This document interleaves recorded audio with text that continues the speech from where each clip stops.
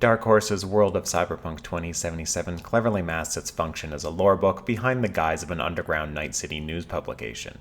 Whether you're well acquainted with Pondsmith's world, a little rusty on the finer details, or brand new to the setting, World of Cyberpunk 2077 is an informative and enjoyable read for those interested in playing the game. Marcin Bataidla's excellent writing covers this mysterious and exciting future city through numerous vantage points, though the book is ultimately at odds with itself, torn between the identities of lorebook and fiction. The book begins with an introduction by the Night City Enquirer editor, referred to only as the editor. They paint a grim picture of the state of media and politics in this new future, yet also seem at peace with the fact there are so many voices at play. Underground publications like theirs are often left alone. What follows is essentially a game pack-in booklet outlining Night City's history, including the Fourth Corporate War, the corporations at play, their motivations, culture, and of course, products, the city's districts and the gangs or outfits which populate them, and the major players, both underground and suits.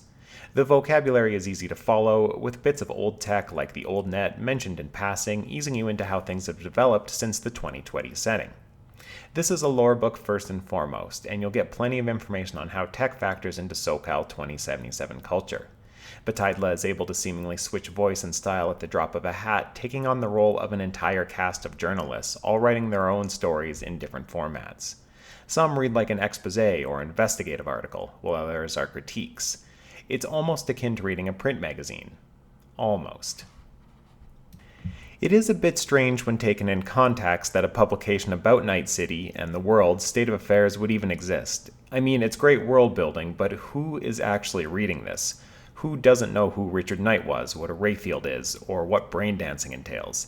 It seems strange that anyone living in 2077 would need a tourist guide to catch up on the basics.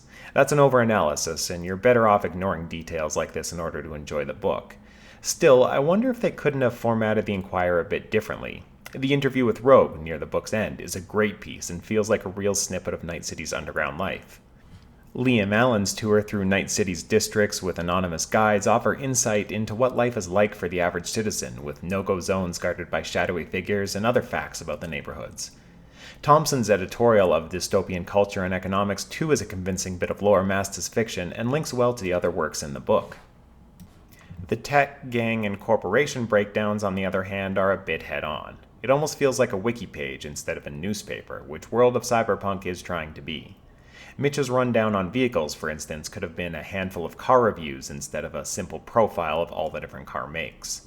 The rundown on gangs could have been an undercover story instead of trading card-style profiles of their operations.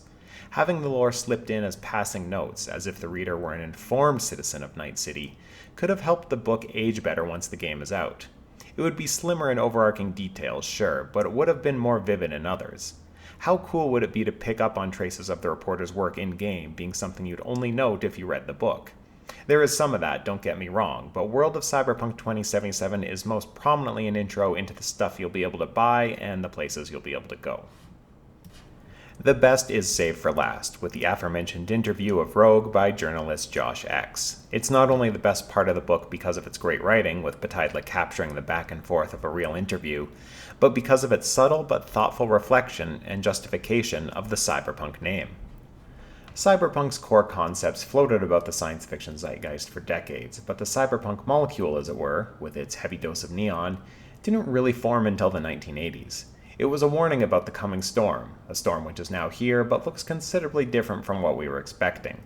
That's not to say all cyberpunk tried to be prophetic, but it is an inherently political and philosophical genre, with the stories being set in the world of tomorrow. Even junk cyberpunk need incorporate some thought, or at least cliché, of real-world trends. Cyberpunk is more relevant than ever today, but its 80s roots are showing through. Times have changed, and cyberpunk is, somehow, aging. Night City and SoCal have changed in the past 47 years, as has ours, and cyberpunk's place in it. Now that we've arrived at the point so much of the genre's early literature and media takes place, how closely does it resemble our world, and what or who is a cyberpunk, now some 4 decades out of context? The layout is nicely organized, looking almost akin to a print publication, with advertisement banners running across the pages. The art is uniform, reminiscent of concept art paintings, but more finished and less concept-y. It would be out of place as a hardcover, but part of me wishes they had gone a bit harder with ads and use of the game's photorealistic renders. The constant switch up in style between instruction manual, art book, and news publication is jarring, and it's hard to know what Dark Horse were going for. That said, the clean, techish layout they've gone with is highly readable and quite pretty in its own way. I first read the book on a Kindle Paperwhite, and while doable, I wouldn't recommend. Panning about the pages in black and white, not to mention zooming into the text, is cumbersome, and you really lose out on the details of the design. If you're going to go digital, read it in color and full screen.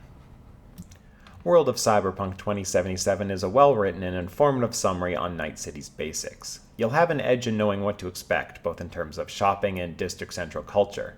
It's got me pumped, though how much I'll go back and reference it once I've got the game is something I'm unsure of.